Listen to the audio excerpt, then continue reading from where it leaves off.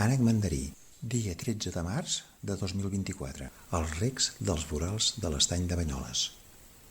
L'ànec mandarí fa uns 45 centímetres.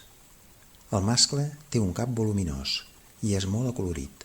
Bec vermell, uns bigotis de color taronja, celles blanques, pit negre amb dues franges blanques, dors negre amb els flancs castanys, la cua negra.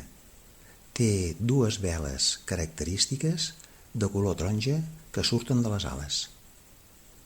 La femella és grisenca, amb un anell ocular blanc i amb taques de color blanc al pit.